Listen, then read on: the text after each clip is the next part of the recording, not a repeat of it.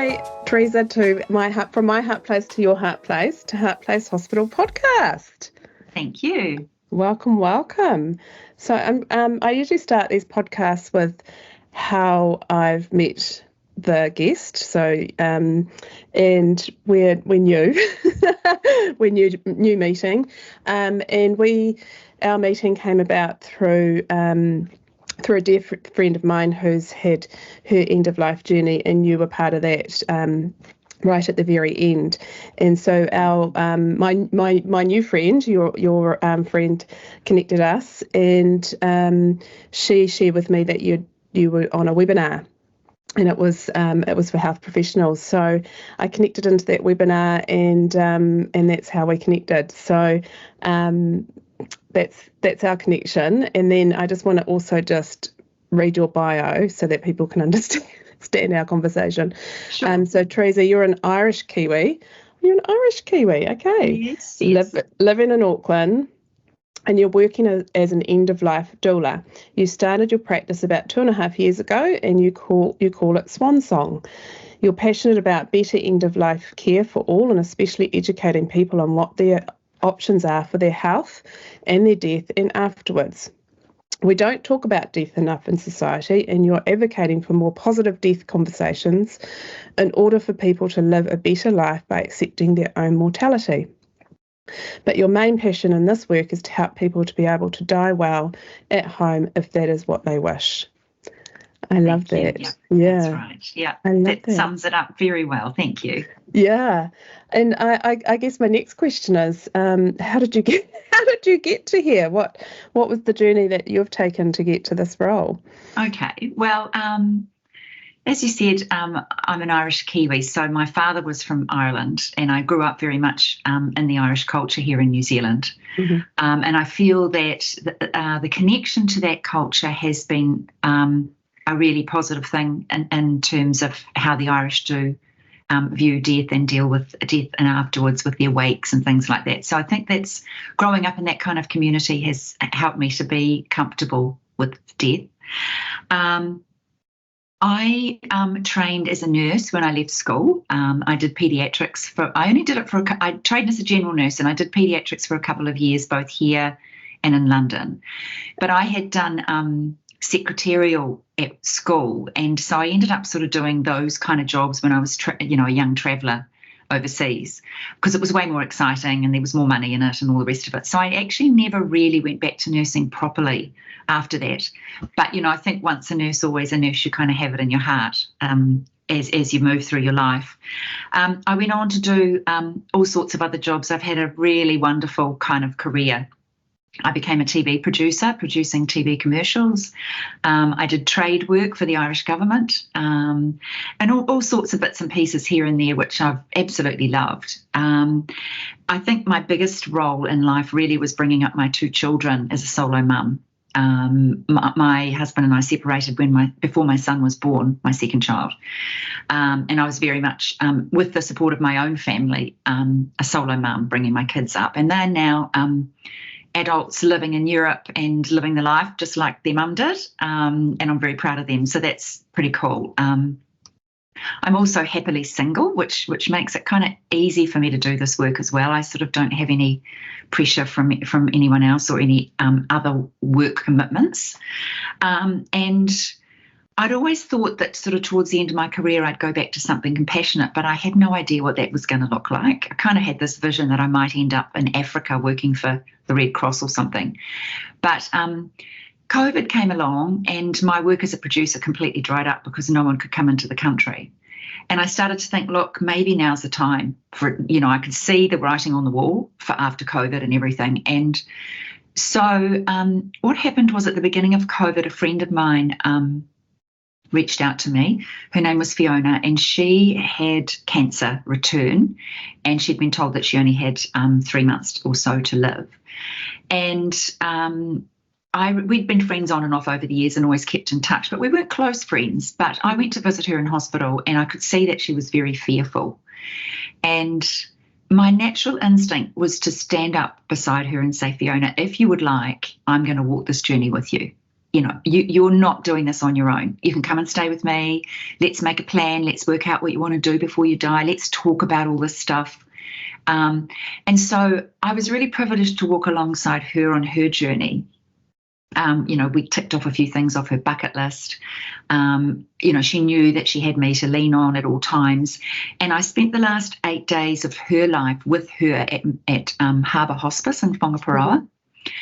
And I think I really do put it straight back on that experience leading me to this work, because being in the hospice, night and day for that period and helping Fiona through her death really was amazing. Like, watching the nurses and the doctors up there were just so fantastic. And I started to think, wow, maybe palliative care is where I need to be.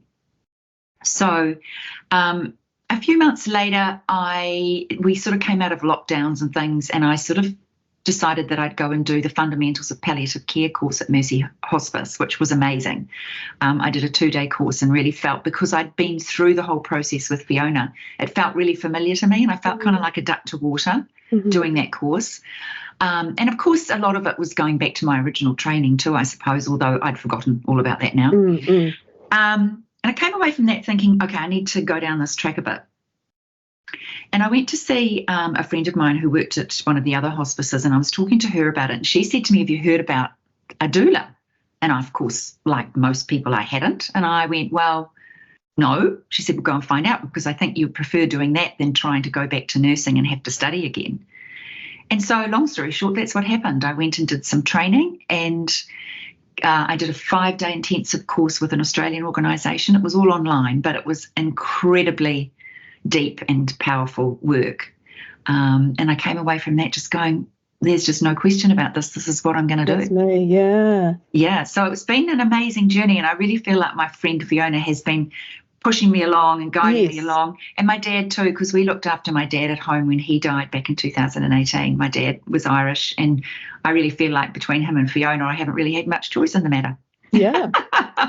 Gosh, it's a really common thread through all these podcasts. So a lot of the theme is kind of how people have got to their purpose work, and mostly it's paying to purpose. But each time everyone's like, oh, now they're here, they're like, oh, they feel like they've been guided. There's been like a force, and literally, following breadcrumbs along the way and finding what's in alignment for them, where they're meant to be spending their energy now. So that's lovely.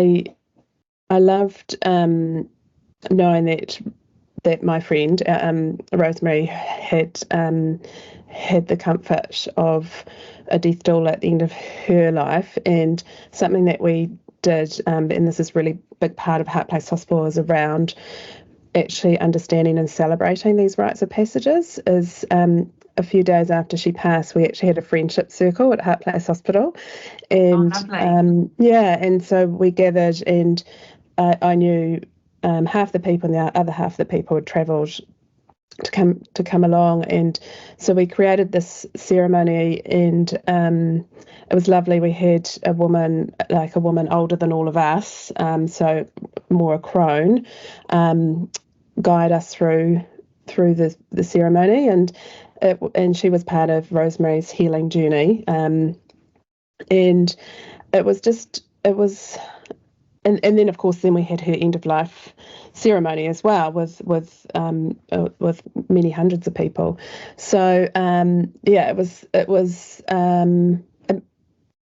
made it really very much, being a young woman in a sad time, it made it more of a celebration. And I just wondered, be curious to hear, like, is that sort of thing coming being normalized, or are people still quite fearful? What are you experiencing? Are you talking about the way we honour a person after they die, in particular? The rituals? I mean, even so ceremony, definitely ceremony, but also even, I guess, leading up to it, like what that person on their final days, how their responding to what society has said is we're quite death phobic. So sure. Well, so there's sort of two parts to that. I think first of all, I was honoured to be invited to come up to spend some time with Rosemary before she died. As you know, my dear friend who nursed with me many hundreds of years ago had been looking after Ra and helping her through her journey for the 6 months prior. And I'd been talking to Sue on and off and sort of just giving her ideas as she went along, especially in that last week of Ra's life. Mm. And when she rang me that morning and said, look, I'm out of my depth. Can you come up? Mm-hmm. I just jumped at the chance to go and help. And what I knew and what I found was a situation where a beautiful young woman was very near the end of her life. Mm-hmm. I knew that she had been not wanting to have some of the conversations with her mother mm-hmm. or her son. And when I walked into the room and started talking to her, she really downloaded very quickly a lot of information that I knew her family wanted to know. And I think the sheer fact that she knew I was a doula and this is the work that I do. Okay, yeah. And I was an outsider not involved with her emotionally, it gave her the permission to just download, I guess, all the information. And I led that along a little bit by my questions, and I was very, very careful in how I did that. But it was such a beautiful and sacred time that it was only like 15 minutes really that I had with her in the beginning. And so I think that highlights how we are a society today in that we don't talk about death. Mm-hmm. It's not an open topic, and yet it's the one thing that we know is going to happen in our lives. We plan for our births, we plan for our 21st, we plan for our weddings, and we don't even talk about the fact that we're going to die. Mm. That leaves our families and loved ones in a bit of crisis, really, when it happens if they don't know what you want. And of course, they're in crisis anyway because they're grieving. So we're all about opening up those conversations and changing society because we need to go back to the old days when death was part of our communities and part of our society. Yeah. I could talk about this for hours, but that's kind of the sort of one part of it. Yeah. I guess the second part to your question is you talked about beautiful ritual after death. And I think that's I think people are a little bit, I don't know whether they're a bit more open because I come on board and I'm actually making these suggestions and giving people these ideas so that they can make their choice about how we move forward. But I do think that since COVID, things are changing a bit. I think people had to change during COVID. We couldn't do the traditional funeral ceremony with 100 people and all that stuff. So I think people realised that things could be done differently. And I think people are a little bit more open now to, for example, maybe not rushing a ceremony, allowing their person to go and be cremated and then designing an honouring of their life later on when they're ready or when someone comes from overseas or, there's lots of different ways you can do it. But one of the things I have found in my work over the last couple of years is when I've been honoured to have the opportunity to be with people, and it was the same with your friend Rosemary.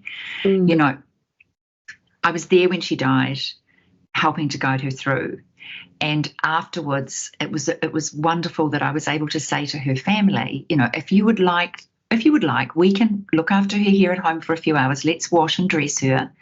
And they jumped at the chance, and it's beautiful. It is such beautiful ritual. We got flowers out of her garden and put the petals in the water and took our time, and her family, I just really guided it. The family washed her, and it was just absolutely beautiful. And I've never had a negative comment about that afterwards. The families look back and they go, my God, that was just so amazing that you did that with us. Thank you so much. And I think like your heart place circle of love that you did after she died, those rituals really help people in their grieving process because you look back and you go, Rosemary would have loved it. Yeah. you know. Yeah. And you also, I think, when you do these rituals and you do these things, the person is very much in the room with you. Their spirit is with you all the way. And I think even as we move on in life, I mean, again, another thing that I could talk about forever, I sort of believe that the love you have for people stays with you forever. That can't be broken. We can't see love. We can't see the person anymore, but we can still feel their love. Yeah. And I think some of the rituals and some of the things we're sort of getting more used to doing, like keeping the body at home for a few days, can be beautiful. We have lovely natural ways of keeping the body cool without embalming. Embalming often does not need to happen, and unfortunately that is a myth that a lot of people get told. Mm-hmm. You can keep a body at home, usually, not always, but most of the time that can be done, and it can be done beautifully, and people get a lot of comfort out of having a little job to do for their loved one, changing the Techni ice sheets underneath them, and helping look after their body after death. Again, another beautiful ritual to help in the healing. Yeah, so. Oh, amazing. And I mean, this is what we see in a lot of Indigenous cultures, Māori culture, and this is very much part of Heart Place Hospital, is about, bringing back our innate wisdom, and that definitely came out in our friendship circle for Ra. And something that I shared that I felt like she had high priestess energy. And then in her celebration of life, the woman that represented us that spoke, they brought that up. So it was amazing to be able to all, so they spoke on our behalf, but because we shared circle together the day before, we were able to give our voice to her celebration of life as well. And definitely, without a doubt, definitely felt her spirit, and still do, because her work was very much around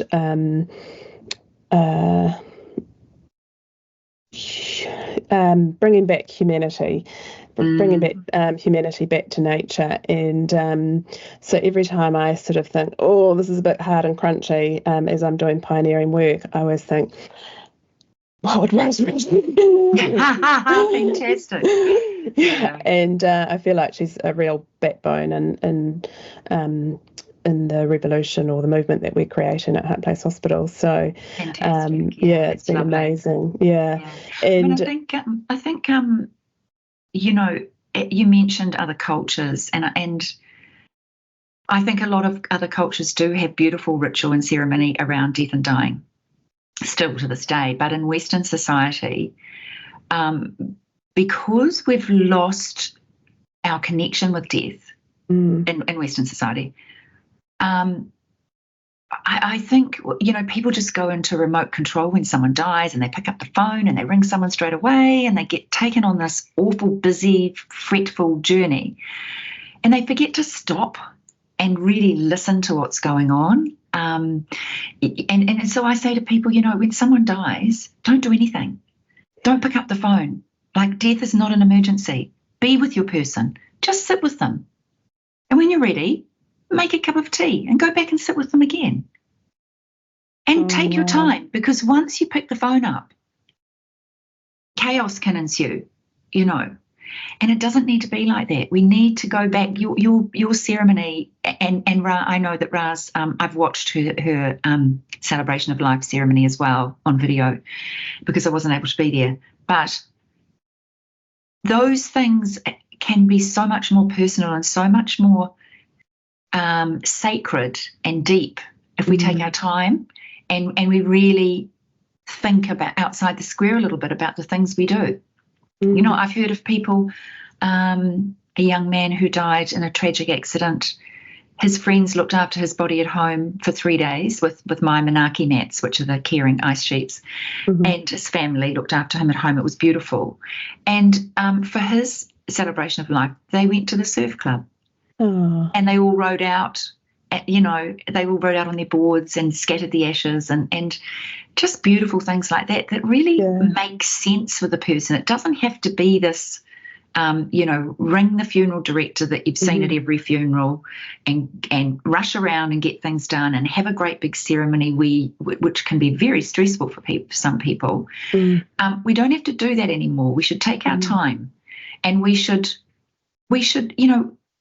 like I said before, we plan for our births and our weddings and all that. You don't just pick up the phone and employ the first person you come to for something that costs a lot of money. You need to shop around and find a funeral director who is compassionate and loving and caring, and who will warm to you and your family and suit your budget.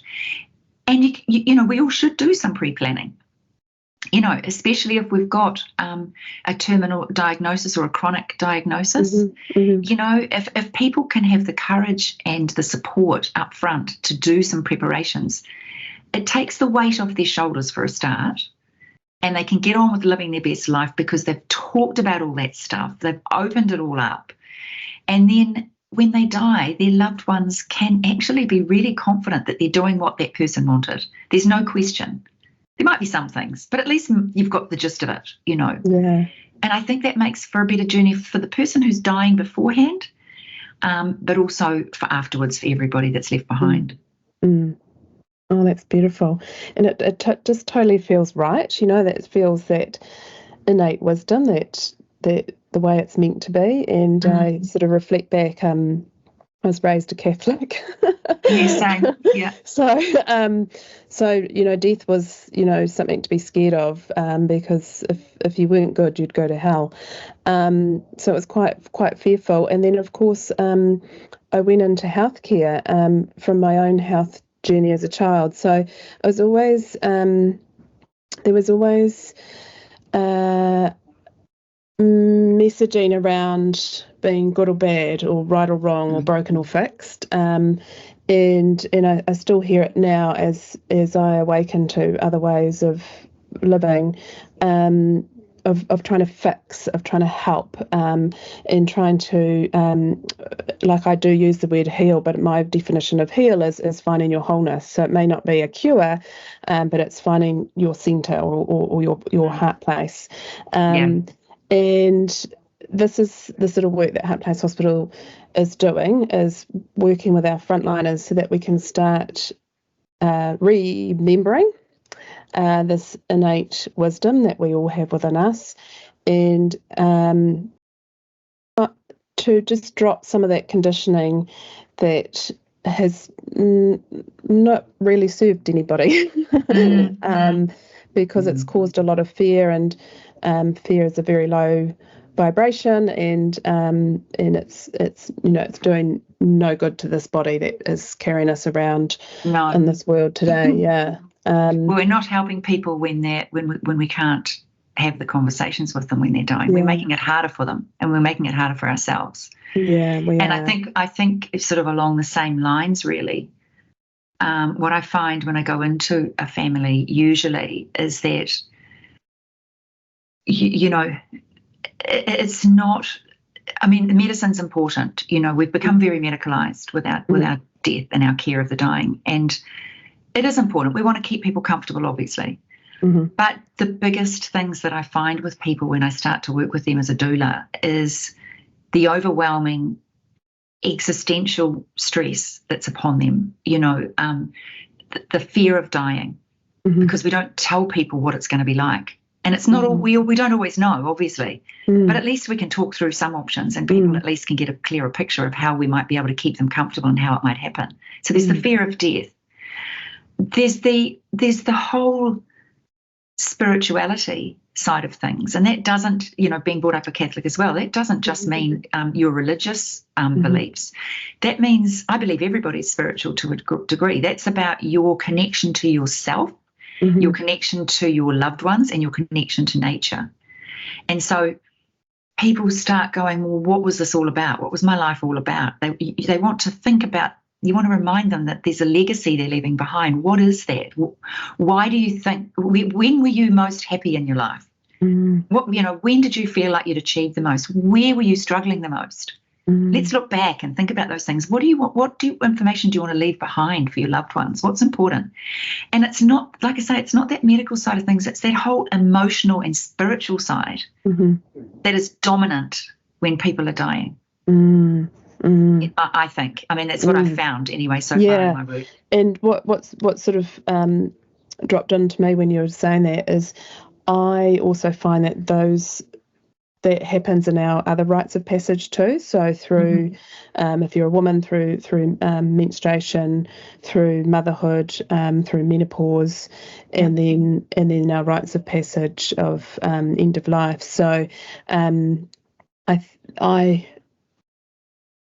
my biggest desire, my biggest dream is that we're honouring and celebrating and understanding all those rites of passages, so that when it does come to our end of life journey, that we have found some peace, and it's practiced, it's normalised. We've seen it we've got examples of people living that way, and so that there is more soft land is what I hope. Yes, taking it away from that, taking it away from the medical and the system side of things, and into a personal realm.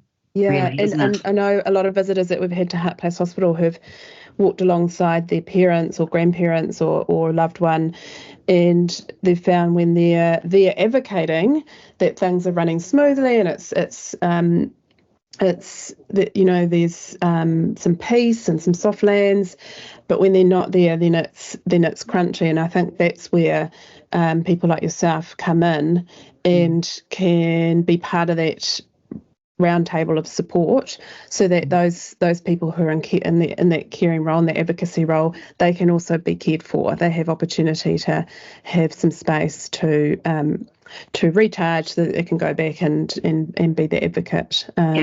Yeah. And I think that also brings up a really important point about our work as doulas. And often we're not actually working directly with the person who's dying. Often we're supporting those who are supporting them.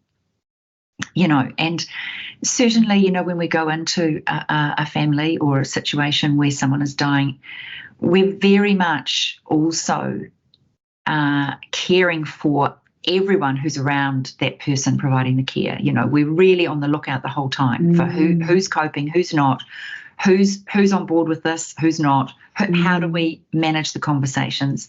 And sometimes we're even sort of deflecting things from the dying person that aren't helping them on their journeys. And it's hard for them to do that, or hard for their family to do that. But as an independent person, a doula can go in and gently kind of manage things a little bit better for the family. And one of the other things that as doulas we're really hot about is really opening up these conversations. We had, back at the time of the World Wars, hospitals came into being, they sprang up everywhere, and healthcare became more accessible. Antibiotics were being used all the time. People started to live longer. But also funeral directors came to being, and they came into the homes and took the dying person away. So death, that is, I think, the point where we did lose our connection with death. And what's happening now is not only nobody's talking about it, but our children are growing up fearful because we never talk about it. They never see a dead body anymore. That's not healthy. It's not healthy, and it's actually not life, is it? Because death is part of life. So we need to go right back to being really honest and opening up these conversations to make the journey better for the dying. Because this business of I understand it's tricky. And of course I haven't been in that position, but I know that it's really hard if you're dying to share some of your fears with your husband or your daughter or your mother, because it's just too hard. It's too raw and too emotional, and I understand that. And I think that's where we come in, where we can come and just hold space for the person. Sometimes we're not even saying anything, we're just being there and holding the space for them to really tell us what's on their mind, what their worries are, what their fears are, and that can be hugely helpful. But I in the future, I'd like to see a society where there's this thing called compassionate communities. Really what we're trying to do is go back to the old-fashioned ways of loving and caring for each other, and we don't know our neighbours anymore half the time. We need to know our neighbours. We need to look after each other, because our health system's already falling over, and the tsunami of baby boomers coming up, and the predicted deaths in New Zealand over the next 25 years, they're going to double. I don't know how we're going to look after these people. I know. Our hospices are struggling. The whole model of our care of the sick and dying is not really right. It's too medicalised, and we need to go back to that, as we were saying before. We need to go back to that really basic important structure of caring for our people. And by doing that, our children are going to grow up understanding it and not being afraid of it anymore. Yeah. So we kind of need to go backwards in some ways. It sounds, because this role of a doula is nothing new. This is what we used to do for centuries and how we used to look after our people. So the compassionate communities idea is something that is global. And it is coming here in New Zealand. There's Mercy Hospice have a compassionate communities project, as do several around the country. Yeah.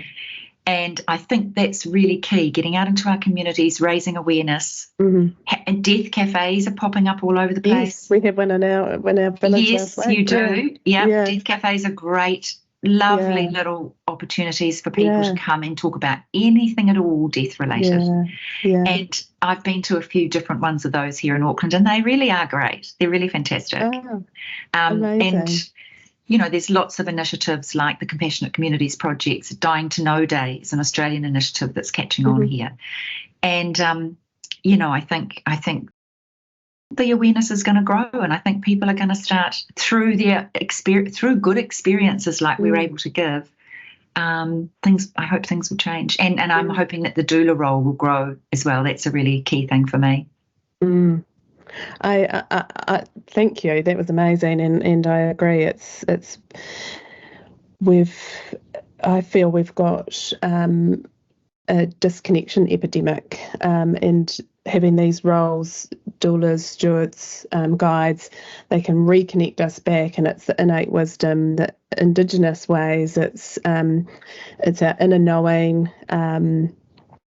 Our intrinsicness that will bring it back, and it's cool. You've just listed off so many that are already happening, and that's why I so purposefully stepped into creating Heart Place Hospital, because I felt like that was really missing in our health and education system. So Heart Place Hospital provides opportunities for those in the front line to understand that there's people like you in the world, and that you and I can stand here and talk about this, and our heads don't get cut off. We don't get burned for talking this way. So really normalising it, creating safe, soft lands and spaces that this can be part of our society. And because you're right, because what we've got at the moment is it's not sustainable, and it is the grassroots support that is going to create like we've never created before, but create a simple and sustainable education and health system, so that there is more humanity that gets to enjoy this planet. And it is a shame, really, that our health system has got to this point. I think it would be really frustrating for nurses and doctors not to have the time to offer real compassionate care. I know all nurses are wonderful and do a fantastic job, but it must be hard.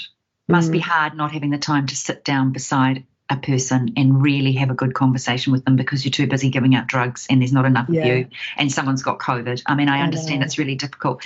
And I think it's really hard for our hospices too, because they have to fundraise, which I think is a tragedy. And there's not enough hospices, there's not enough beds. They're not, they're struggling to keep up with the community demands, with their community care.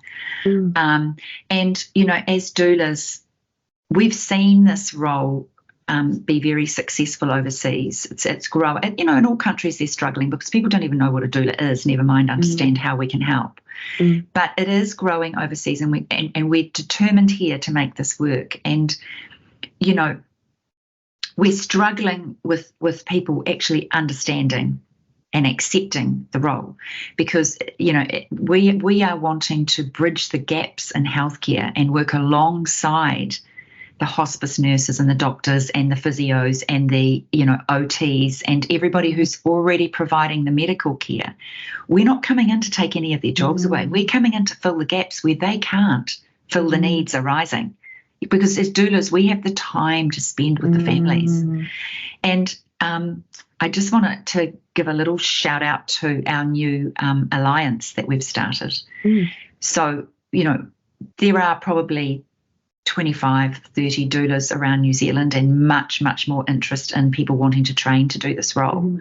But we're all really struggling because you can't make a living at this. Very few of us are able to work full-time as doulas because people have to feed their children and pay their mortgages. And so everybody's still holding down a part-time job. So we're at the very early stages of this. I'm calling it my doula revolution here in New Zealand. But we have got together as a community, and we've started what we're calling ELDA, ELDAA, which is the End of Life Doula Alliance of Aotearoa. And we're very early days. We've just got a landing page at the moment, but there's a steering group of 6 of us, and it's going to become a membership organisation for doulas where we support each other and promote the doula role, but also we set the bar for professionalism and the standards because it's not a regulated training system. We don't actually train, we don't actually have an education provider in New Zealand. International people are training our doulas. And so we want to set the bar so that when we're talking to health professionals and hospices and the government, and we're trying to turn things around to get more funding for us to do this work, we want to be seen as credible and professional. So we realise that while it's a huge body of work for us to do, we have to start somewhere. So I'm very excited and very involved in that, obviously, and because I really feel that this role is so important for the future of our dying and our loved ones to just make the whole situation so much better. So I almost want to say to you, restart, Treza, because you're going to be really busy. That's okay. Happy to be here. In fact, I'm very honoured. It's brilliant. Yeah. So usually I end the podcast by saying what's coming from your heart place right now that you can share with our listeners, and where can they find you? Okay. I feel like I am absolutely in the right place at the right time in my life at the moment. I've been sent here to do this work. Sounds weird, but I absolutely know it in my heart. Not to me. It doesn't sound weird to me. Yeah. And, the love that I feel and the honour of working with people in their last days and hours is huge for me. It sounds crazy, but I absolutely love it, and it is so important. So, that's where my heart really, really sings when I'm in doing that work. And it is hard to find the work because people don't understand who we are. So I'm really delighted and grateful that you gave me the opportunity to be on this today, Jackie. And I really hope that it does help people to know that there's help out there. And my practice is called Swansong. So if you just type doula Swansong, you'll find me. I'll come up on the internet. But we also have a website called Doulas of Aotearoa, which is actually just a directory at the moment where you can find doulas in your area. But I'm in touch with most of the doulas around the country. So if anyone's looking for someone, I'm more than happy to help them get connected with the right person. So, amazing. Yeah. Oh, that's amazing. Well, my superpower is connecting people. So let's put Swansong on the platform. And so Brilliant. Thank you so much. And what a beautiful gift that Rosemary's given both of us. Yes. And many others. Like I've met so many people since she's passed that are now in my fold. So lovely. Isn't that amazing? Yeah. And thank you so much. And look forward to sharing this and seeing End of Life Doulas being very normalised and the skills and the gifts that you have used for our people in New Zealand. Yes, fantastic. Thank you so much. That's brilliant. You're welcome. I love that, and I love the work you're doing too. It's amazing to be able to support our health people to go back to their hearts. I mean, it's fantastic, and I'm so excited that I've found you as well. So thank you so much. Oh, yay. BFFs. Yeah, absolutely. Thank you so much. Thanks, Jackie.